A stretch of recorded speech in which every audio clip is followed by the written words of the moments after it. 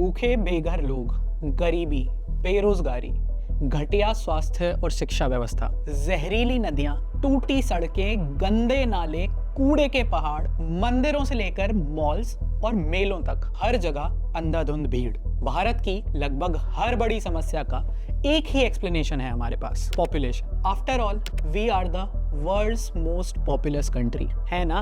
और आपको पता है कि हम अभी एक टाइम बॉम्ब पर बैठे हैं, and it's not the population bomb but it's exact opposite, the depopulation bomb. जी हाँ, केवल भारत ही नहीं, दुनिया भर में नई पीढ़ी के लोग बच्चे पैदा कर ही नहीं रहे हैं। The reality is that India's fertility rate has been crashing in unprecedented ways. And for a quarter of the world, population decline is already underway right now.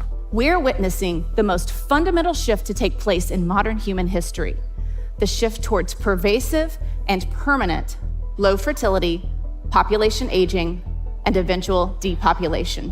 सन 1700 से लेकर सन 1800 तक दुनिया की जनसंख्या 60 करोड़ से बढ़कर केवल 100 करोड़ हुई। सन 1900 तक ये 165 करोड़ हुई और उसके बाद केवल एक सेंचुरी में ये लगभग 4 गुना बढ़कर 600 करोड़ हो गई। सन 1961 में प्रसिद्ध इकोनॉमिस्ट मैरिनर एकल्स ने कहा था, आज ये एक्सपोनेंशियल पॉपुलेशन ग्रोथ दुनिया के सामने सबसे बड़ी समस्या है, जो कल को परमाणु बम से भी बड़ा खतरा सिद्ध होगी। लेकिन सच्चाई इसके बिल्कुल उलट है। आज दुनिया ओवर पॉपुलेशन नहीं बल्कि अंडर पॉपुलेशन की समस्या से जूझ रही है। Last year there were only 700,000 babies being born. There will be more retirees than workers, and by 2050 the entire population of China will have dropped below 650 million. The depopulation bomb. Nick Eberstadt in Foreign Affairs, quote, "Humans are about to enter a new era of history. For the first time since the Black Death in the 1300s, the planetary population will decline." Spent a lot of time talking about the birth rate thing, but that might be the biggest single threat to the future of human civilization. तो ये कैसे हुआ? क्या ये इतनी बड़ी समस्या है भी जितना ये एक्सपर्ट्स कह रहे हैं? क्या कम जनसंख्या पृथ्वी के लिए अच्छी नहीं है? क्यों नई पीढ़ी के लोग बच्चे पैदा नहीं कर रहे हैं? और इसका भारत के प्रेजेंट और फ्यूचर पर क्या इम्पैक्ट होगा? मैं अपने इस वीडियो में आपको वो सब बताऊंगा जिसके बारे में कोई सीरियसली बात भी नहीं कर रहा है। चलिए समझते हैं। एज इंडियंस आप सब तो यही सोच रहे होंगे कि भाई ये कोई प्रॉब्लम थोड़ी है, ये तो अच्छी बात है ना, दुनिया वैसे ही इतनी ओवर पॉपुलेटेड है, हमें तो कम पॉपुलेशन से खुशी होना चाहिए, क्योंकि 2 बच्चे मीठी खीर और उससे ज्यादा बवासीर, हम 2 हमारे 2 और बच्चे 2 ही अच्छे। यही सब सुनकर तो हम सब बड़े हुए हैं, और भारत में तो हर दूसरे दिन कोई ना कोई चाइना की तरह पॉपुलेशन कंट्रोल रूल्स लाने की बात करता रहता है। पर क्या आपको पता है आज चाइना की क्या हालत है? The country is running into a demographic war and it's starting to slow the economy. Official data released today shows that China's birth rate has fallen to its lowest level on record. At the same time, economic growth figures remain among its weakest in decades. ये दुनिया में हर जगह हो रहा है। Japan में गांव के गांव खाली हैं। साउथ कोरिया में बेबी प्रैम से अधिक डॉग स्ट्रोलर्स बिकते हैं। चाइनीज हॉस्पिटल्स अपने डिलीवरी वार्ड्स बंद कर रहे हैं। लैटिन अमेरिका, कैरिबियंस, नॉर्थ अफ्रीका और मिडिल ईस्ट में बर्थ रेट्स में रैपिड डिक्लाइन हो रहा है। यूरोप और रशिया आज नेट मॉर्टेलिटी जोन्स हैं। यूक्रेन के पास युद्ध लड़ने के लिए युवा सैनिक नहीं है, और रशियन प्रेसिडेंट एक ऐसे टाउन को सेलिब्रेट कर रहे हैं जहां की पॉपुलेशन में पिछले 10 वर्षों में केवल 157 लोग बढ़े हैं। और अब भारत भी इस स्थिति से बहुत दूर नहीं है। अभी 1-2 दशक तक हमारी जनसंख्या बढ़ती रहेगी because we have a population momentum. लेकिन जहां भारत का TFR 1950s में 6.18 चिल्ड्रन पर वुमेन होता था, वो 2021 में 1.9 चिल्ड्रन पर वुमेन है, जो ऑलरेडी 2.1 के रिप्लेसमेंट लेवल के बहुत नीचे है। यूपी और बिहार के बिना तो ये नंबर्स और भी कम हैं। अब लो TFR के कई रिपल इफेक्ट्स भी होते हैं, जैसे वर्किंग एज पॉपुलेशन का कम होना और ओल्ड एज पॉपुलेशन का बढ़ते जाना। आप सोचिए कि जहां 1960s में 15 वर्ष से कम के बच्चे भारत की पॉपुलेशन का 40% थे, वो 2025 में 25% के भी नीचे है। 2039 तक हमारी वर्किंग एज पॉपुलेशन भी पीक कर जाएगी और उसके बाद ये शार्पली रिवर्स होगी। इस ट्रेंड के अकॉर्डिंग 2046 आते आते भारत में बुजुर्ग अधिक हो जाएंगे और बच्चे कम। अभी भारत में 60 वर्ष से अधिक आयु के लगभग 15 करोड़ लोग हैं। जो हमारी जनसंख्या का 10.5% है। 2050 तक बुजुर्गों की ये संख्या लगभग डबल हो जाएगी, यानी 13-14 वर्षों में भारत अपना डेमोग्राफिक डिविडेंड खोकर एक युवा देश से बुजुर्ग देश बन जाएगा। इसका इम्पैक्ट आप ऐसे समझिए कि जहां 1997 में भारत के पास एक रिटायर्ड बुजुर्ग पर 14 वर्किंग एज पॉपुलेशन के लोग थे, 2050 में ये एल्डरली सपोर्ट रेशो केवल 1 रिटायरी पर 4.6 वर्कर्स रह जाएगा। यानी भारत की श्रिंकिंग वर्कफोर्स पर उसकी बलूनिंग एल्डरली पॉपुलेशन को सपोर्ट करने का बोझ आ जाएगा। एक और इशू है कि इस रैपिडली अर्बनाइजिंग वर्ल्ड में भारतीय शहरों का TFR 1.5 है, जो नेशनल एवरेज और रिप्लेसमेंट रेट दोनों से बहुत नीचे है। ये सारे स्टैट्स एक बहुत ही डार्क रियलिटी पॉइंट आउट कर रहे हैं। जैसे आपके देश की मेजॉरिटी पॉपुलेशन एजिंग होगी, वर्कफोर्स छोटी हो जाएगी, टैक्स रेवेन्यू कम होगा और बुजुर्गों के वेलफेयर, पेंशन्स और हेल्थ केयर पर सरकार का खर्चा भी बढ़ेगा। अब क्योंकि बुजुर्ग लोगों के पास अधिकतर वो सब पहले से होता है जो उन्हें चाहिए, वो यंगस्टर्स जितना स्पेंड भी नहीं करते। इससे देश की परचेसिंग पावर कम होती है और इकोनॉमी से मोमेंटम चला जाता है और एक स्लो डाउन सा आ जाता है। इसके अलावा किसी भी देश में यंग पॉपुलेशन कम होने से उसकी मिलिट्री स्ट्रेंथ कम होती है। इनोवेशंस, इन्वेंशंस, एंटरप्रेन्योरशिप्स, एवरीथिंग डिक्लाइंस और एजिंग जापान की गिरती इकोनॉमी इसका प्राइम एग्जांपल है। तो प्रॉब्लम स्टेटमेंट और उसका स्केल तो क्लियर है। अब देखते हैं कि ये सब क्यों हो रहा है, इसका इतिहास क्या है और भारत इससे बाहर कैसे आ सकता है।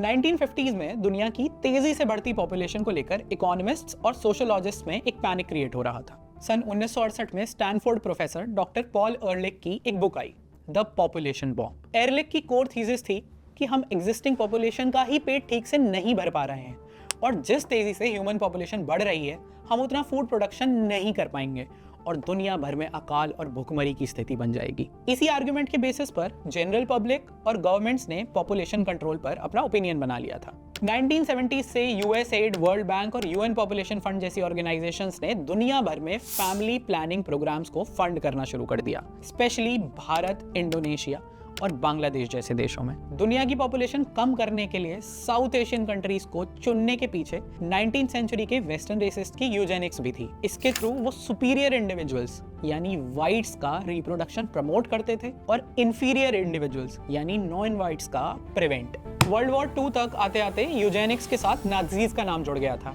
इसीलिए वेस्ट ने इसे ओपनली प्रोफेस करना बंद कर दिया। लेकिन ये प्रोग्राम धीरे धीरे कोअर्सिव फैमिली प्लानिंग में बदल गया।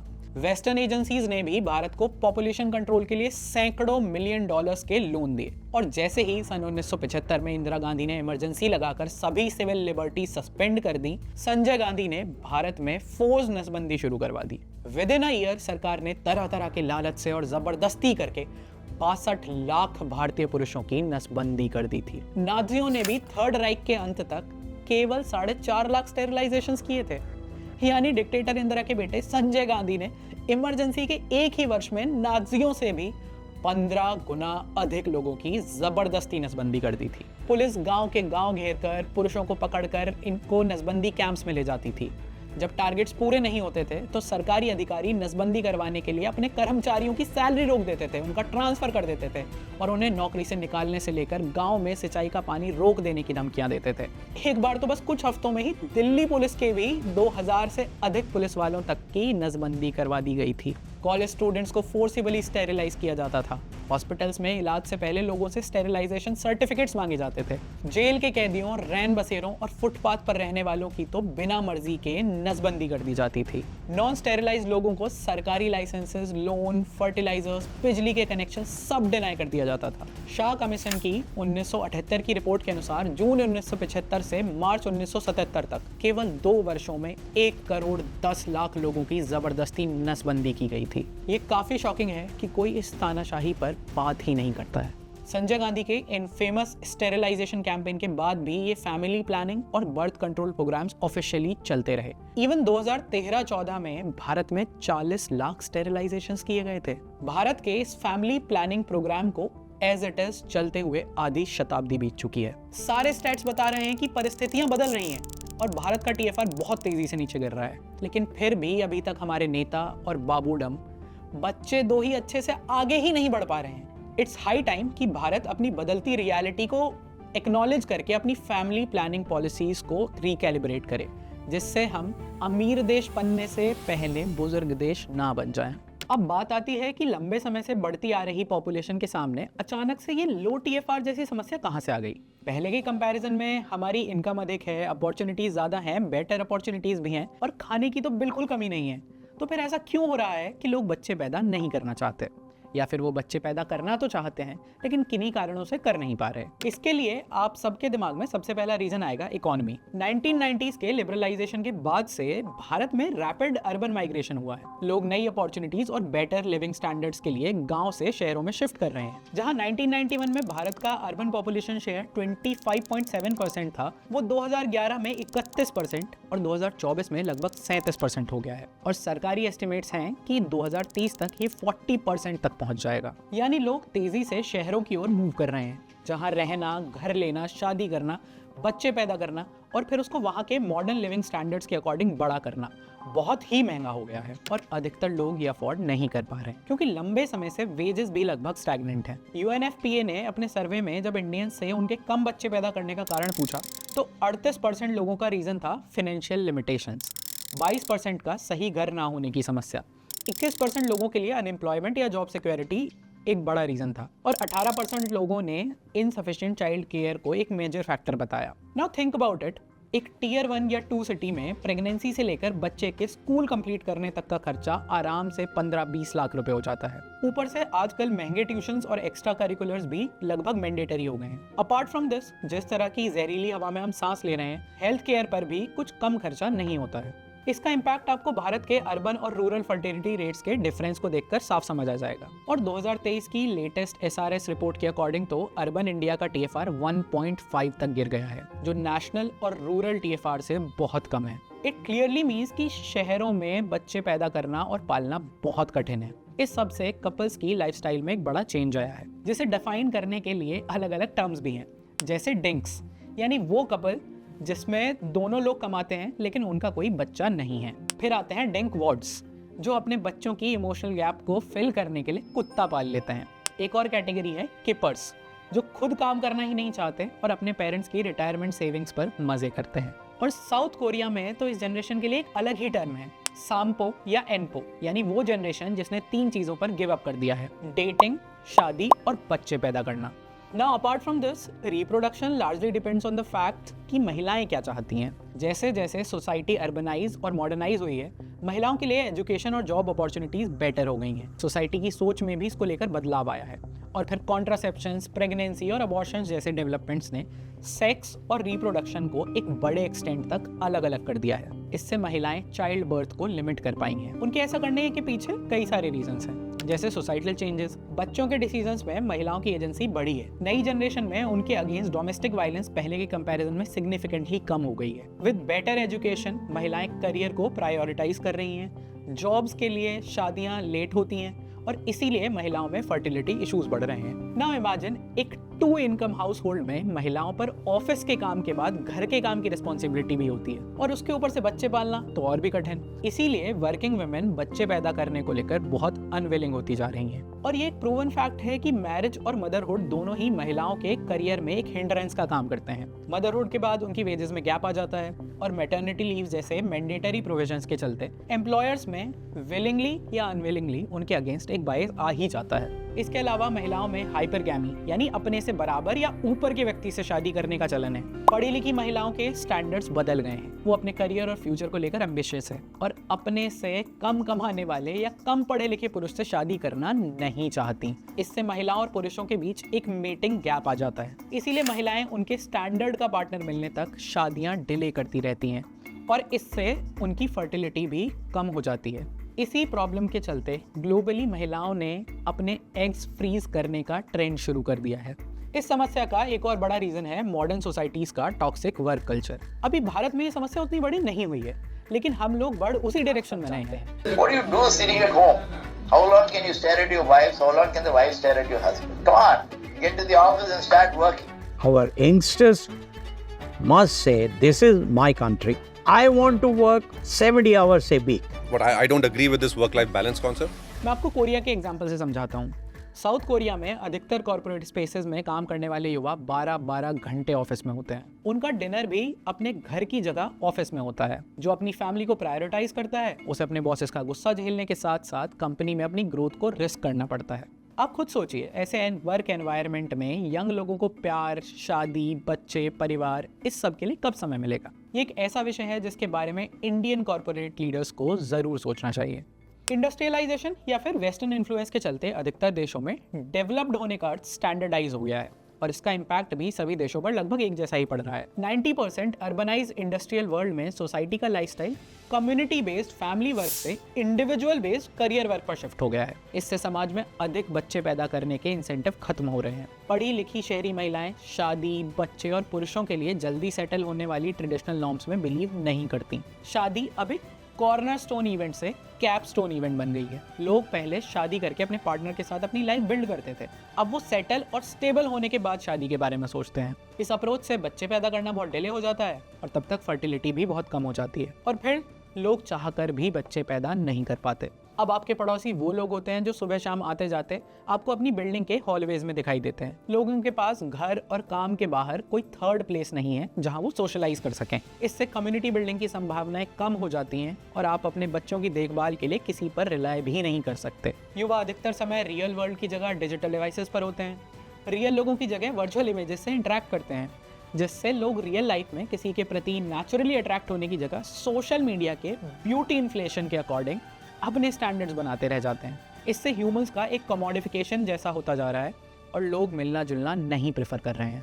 सोशल मीडिया पर आर्टिफिशियली पुश किए जा रहे नैरेटिव से मेल और फीमेल्स की एक दूसरे के प्रति सोच में गैप्स आते जा रहे हैं। अधिकतर यंग मेल्स कंजर्वेटिव्स हो रहे हैं और फीमेल्स लिबरल। इसीलिए जब शहरों में अलग अलग कल्चर्स और मॉरल वैल्यूज वाले हाईली ओपिनियनेटेड लोग मिलते हैं तो उनमें शादी, बच्चे और परिवार को लेकर आसानी से सहमति नहीं बन पाती और इसीलिए रिलेशनशिप्स और फैमिली बनने और बढ़ने से पहले टूटने लग गई हैं। इससे जेंडर पोलराइजेशन की सिचुएशन खड़ी हो रही है और इसीलिए हम दुनिया भर में 4B और man going their own way जैसे मूवमेंट्स देख रहे हैं। हम दिन भर सोशल मीडिया चलाते हैं और वहाँ नेगेटिव न्यूज़ बहुत तेज़ी से फैलती है। इससे हमारे मन में सोसाइटी में इंस्टेबिलिटी, केओस, लोनलीनेस, होपलेसनेस और पर्पसलेसनेस के नैरेटिव्स बैठ जाते हैं। इस समय एनवायरनमेंट और जियोपॉलिटिकल सिचुएशन भी कुछ ऐसी है कि चारों ओर क्लाइमेट चेंज, पेंडेमिक, जेनोसाइड्स और वॉर्स की स्थिति बनी हुई है। ये सब देखकर लोग सोचते हैं कि ऐसी दुनिया में एक बच्चे को क्यों ही लाया जाए और इन्हीं सब रीजन से भारत में भी एंटीनेटलिज्म तेजी से बढ़ रहा है। Now all these things are imminent and irreversible. Industrialisation, digitisation, AI integration, ये सब होना ही है और नए टेक्नोलॉजिकल डेवलपमेंट्स के साथ दुनिया हमेशा से बदलती रही है। तो फिर पिछले 1-2 सेंचुरीज में ही ऐसा क्या हुआ है कि दुनिया के सामने ओवर पॉपुलेशन या अंडर पॉपुलेशन जैसी समस्याएं आ रही हैं? तो बेसिकली होता यह है कि सभी कंट्रीज या सिविलाइजेशंस की अपनी एक कल्चरल प्रोग्रामिंग होती है जिससे कई चीजें डिसाइड होती हैं, जैसे मैन, विमेन, पेरेंट, चिल्ड्रन और सिबलिंग रिलेशंस कैसे होंगे, मैरिज या चाइल्ड बियरिंग की एज क्या होगी, अथॉरिटी किसके पास होगी, सोसाइटी में कलेक्टिविज्म होगा या इंडिविजुअलिज्म, एटसेट्रा एटसेट्रा। लंबे समय तक सोसाइटल और टेक्नोलॉजिकल चेंजेस एक सेट पेस पर चल रहे थे। समाज भी धीरे धीरे अपने वे ऑफ लिविंग, इंस्टीट्यूशंस और सिस्टम्स में परिवर्तन ले आता था। लेकिन इंडस्ट्रियल रिवॉल्यूशन ने ये सब बदल दिया। इसने धीरे धीरे होने वाले सोशो इकोनॉमिक और कल्चरल चेंज की पेस को इतना बढ़ा दिया कि उसके साथ ही मॉडर्निटी ने उस एनवायरनमेंट को पूरी तरह से बदल दिया जिसमें हमारी सोसाइटी की कल्चरल प्रोग्रामिंग डेवलप और इवॉल्व हुई थी। अब यूरोप और अमेरिका में तो इंडस्ट्रियलाइजेशन लगभग 200 वर्षों में हुआ और वेस्टर्न सोसाइटीज़ ने इसके अकॉर्डिंग एक बड़े स्तर तक अडेप्ट भी कर लिया। लेकिन साउथ कोरिया और जापान जैसे देशों ने इंडस्ट्रियलाइजेशन बहुत तेज़ी से और बहुत कम समय में किया। इससे उन्हें एक्सपोनेंशियल इकोनॉमिक ग्रोथ तो मिली, लेकिन उनके समाज में इन रैपिड चेंजेस के साथ सिंक करने की क्षमता खत्म हो गई। और जब सोसाइटी के चेक्स एंड बैलेंसेस इस तरह से टूटते हैं तो फिर उसे बहुत ही यूनिक और डेंजरस सिचुएशंस का सामना करना पड़ता है। आप देख सकते हैं कि आज साउथ कोरिया दुनिया में सबसे कम फर्टिलिटी रेट वाला देश है और जापान की इकोनॉमी उसकी एजिंग पॉपुलेशन के चलते सफ़र कर रही है। ये देश रैपिडली डेवलप हो तो गए हैं, लेकिन इनका कल्चरल इवोल्यूशन उसके साथ अपनी पेस बनाकर नहीं रख पाया है और इसे ही हम इवोल्यूशनरी मिसमैच कहते हैं। लकीली या अनलकीली भारत में ना तो इतना तेज़ इंडस्ट्रियलाइजेशन हुआ, ना ही ड्रास्टिक सोसाइटल चेंजेस। लेकिन अब इस बदलते वर्ल्ड ऑर्डर में दुनिया से कम्पीट करने के लिए भारत को तेजी से इंडस्ट्रियलाइजेशन और इंफ्रास्ट्रक्चर डेवलपमेंट करना ही है। हमें इसके पॉजिटिव इम्पैक्ट के साथ साथ नेगेटिव रेपरकशंस के लिए भी तैयार रहना पड़ेगा, क्योंकि अगर इतने क्रूशियल टाइम पर एक युवा देश होने का अपना डेमोग्राफिक डिविडेंड हम खो देंगे तो हमें बाकी देशों से कहीं अधिक सफर करना पड़ेगा। और इसीलिए भारत को अपनी लो TFR की समस्या को सॉल्व करने के लिए अर्जेंट स्टेप्स लेने होंगे। जितने भी देशों ने हमसे पहले लो TFR की समस्या को फेस किया है, उन्होंने अपने अपने तरीके से इस प्रॉब्लम को टैकल करने का प्रयास किया। सबसे पहले स्कैंडिनेवियन कंट्रीज ने 1990s में मैटरनिटी लीव्स ऑफर करने के साथ साथ पैटर्निटी लीव्स भी ऑफर की, जिसने कुछ समय के लिए तो बर्थ रेट्स में इंप्रूवमेंट किया भी, लेकिन वो कुछ ही समय में न्यूट्रलाइज भी हो गया। यहाँ तक कि अमेरिकन मदर्स को डिलीवरी के बाद $5000 का कैश इंसेंटिव दिया जा रहा है। हंगरी में प्रेग्नेंट कपल्स को सिग्निफिकेंट टैक्स कट्स दिए जाते हैं। मंगोलिया तो बर्थिंग पेरेंट्स को अवार्ड्स तक देता है। रशिया भी भारत जैसे देशों से इमिग्रेंट्स अट्रैक्ट करना चाहता है। चाइना ने 2016 में अपनी 1 चाइल्ड पॉलिसी एंड कर दी थी और फिर कुछ समय तक 3 चाइल्ड पॉलिसी ट्राई करने के बाद अब वो बार भी हटा दिया गया है। लेकिन इसके बाद भी चाइनीज कपल्स बच्चे पैदा नहीं कर रहे हैं। आज चाइना में मैरिड कपल्स में नियरली 40% डिंक फैमिलीज हैं, जो बच्चे पैदा करने की जगह ट्रैवल और रिक्रिएशन एक्टिविटीज पसंद करती हैं और लाइफ में बच्चों की इमोशनल वैल्यू को पूरा करने के लिए ये कुत्ता बिल्ली पालना प्रेफर कर रहे हैं। 2006 से साउथ कोरिया की सरकार ने TFR बढ़ाने के लिए $270 बिलियन खर्च किए हैं, यानी हर वर्ष उनकी GDP का 1% से भी अधिक बेबी मेकिंग इंसेंटिव्स पर खर्च होता है। पेरेंट्स के लिए tax breaks, maternity care, state sponsored dating, ये सब किया जा रहा है और सब कुछ फेल हो रहा है। जापान की सरकार आज अपने यहाँ 4 डेज का वर्क वीक इंट्रोड्यूस कर रही है, जिससे यूथ डेटिंग कर सके और मैरिड कपल्स को बच्चे पैदा करने और पालने का समय मिल सके। लेकिन ना तो उनके यहाँ मैरिजेस इंक्रीज हो रही हैं और ना ही बर्थ रेट्स। इस समय जापान को अपनी GDP का 10% एल्डरली पॉपुलेशन पर खर्च करना पड़ रहा है। कम युवा होने के चलते उनके एनुअल पेटेंट सिग्निफिकेंटली कम हो गए हैं। बहुत से बुजुर्ग तो ऐसे भी हैं जिनका अंतिम संस्कार करने वाला भी कोई नहीं है। अपनी इकोनॉमी को जीवित रखने के लिए उन्हें भारत जैसे देशों से इमिग्रेशन का सहारा लेना पड़ रहा है। इसका मतलब ये है कि बेबी ब्राइब्स या बोनसेस किसी भी सरकार को बहुत ही महंगे पड़ते हैं और रेयरली काम करते हैं। इससे TFR इंक्रीज में एक छोटा सा ब्लिप तो आ जाता है, लेकिन उसके बाद ये तेजी से नीचे भी गिर जाता है। इस इंसेंटिवाइज शॉर्ट टर्म इंक्रीज को स्वीडिश रोलर कोस्टर कहते हैं। अब वापस भारत पर आते हैं। रूरल और अर्बन TFR के डिफरेंसेस तो हम पहले ही पॉइंट आउट कर चुके हैं, लेकिन अगर हम स्टेट वाइज TFR देखेंगे तो हमें वहां भी सिग्निफिकेंट डाइवर्जेंस दिखेगा। यूपी, बिहार, झारखंड और मेघालय को छोड़कर अधिकतर स्टेट्स का TFR काफी कम है, स्पेशली सदर्न इंडियन स्टेट्स का। यहाँ के मुख्यमंत्री ऑलरेडी बर्थ रेट इंक्रीज को लेकर सीरियस हो रहे हैं। सिक्किम का TFR तो केवल 1.1 है। वहाँ की सरकार ने 2nd और 3rd चाइल्ड पर 3% और 6% इंक्रीमेंट ऑफर करना शुरू कर दिया है। प्राइवेट एम्प्लॉइज को 1 वर्ष तक 10,000 रुपए पर मंथ का चाइल्ड केयर अलाउंस ऑफर किया जा रहा है। 6 महीने की मैटरनिटी लीव को बढ़ाकर 1 वर्ष कर दिया गया है और 1 महीने की पैटर्निटी लीव भी दी जा रही है। सरकार IVF बर्थ्स के लिए 3 लाख रुपए की सब्सिडी दे रही है। नाउ इमेजिन अगर पूरे भारत को अपने ग्रोथ फेज में जापान या सिक्किम जैसी स्थिति फेस करनी पड़ेगी तो हमारी इकोनॉमी की क्या हालत होगी। और दुनिया भर की तरह भारत में भी ये बेबी ब्राइब्स एक हद तक ही काम कर पाएंगी। तो फिर इसका लॉन्ग टर्म सॉल्यूशन क्या है? सबसे पहले तो हमें वर्किंग इंडिविजुअल्स के लिए एक स्टेबल इकोनॉमी क्रिएट करनी होगी, जिसमें शहरों में नौकरी करना, रहना, घर बनाना, शादी करना, बच्चे पैदा करना और उन्हें पालना बहुत महंगा ना हो। लोगों को वेज स्टैग्नेशन से बाहर निकालने के साथ साथ सरकार को कुछ एक्सटेंट तक पब्लिक एजुकेशन और हेल्थ केयर का स्टैंडर्ड और रेज करना पड़ेगा और प्राइवेट व्यवस्थाओं को सब्सिडाइज। इससे उन कपल्स को कुछ रिलीफ मिलेगा जिनके लिए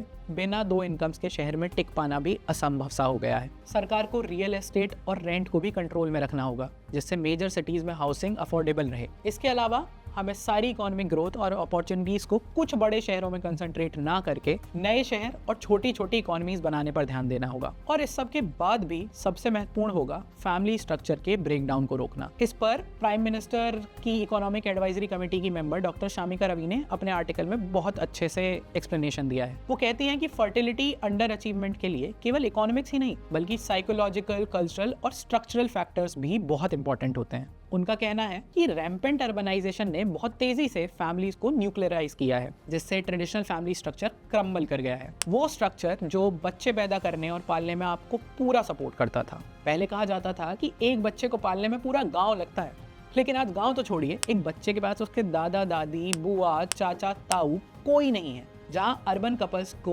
बच्चे को अकेले पालना पड़ता है, जॉइंट फैमिलीज वाले रूरल सेटअप्स में पूरा परिवार, पड़ोसी और रिश्तेदार मिलकर बच्चों को पालते थे। आज अर्बन पेरेंट्स को नैनीज या डे केयर सेंटर्स जैसे फॉर्मल और एक्सपेंसिव सिस्टम्स का सहारा लेना पड़ता है, जिन पर आप पूरी तरह से भरोसा नहीं कर सकते, और इसीलिए इन कपल्स को वर्क लाइफ बैलेंस अचीव करने में बहुत समस्या आती है। जहां एक तरफ गांव की महिलाओं का लेबर फोर्स पार्टिसिपेशन रेट 42% है, तो वहीं शहरी महिलाओं के लिए ये नंबर केवल 25% है, जबकि गांव की महिलाओं का फर्टिलिटी रेट शहर की महिलाओं से अधिक है। इससे पता चलता है कि जॉइंट फैमिलीज में लोग घर के कामों और बच्चे पालने में महिलाओं की हेल्प करते हैं, जिससे वो बाहर का काम भी देख पाती हैं। वहीं न्यूक्लियर फैमिलीज की शहरी महिलाओं को इस सब में अधिक समय देना पड़ता है, जिससे वो ना तो बाहर के काम कर पाती हैं और ना ही अपने लिए कुछ समय निकाल पाती हैं। इसीलिए डिजायर्ड और एक्चुअल फर्टिलिटी रेट में काफी अंतर होता है, और न्यूक्लियर फैमिलीज वाले शहरी कपल्स चाहते हुए भी बच्चा पैदा नहीं कर पाते। गवर्नमेंट और प्राइवेट सेक्टर भले ही आपको सब कुछ सही से प्रोवाइड करा भी दे,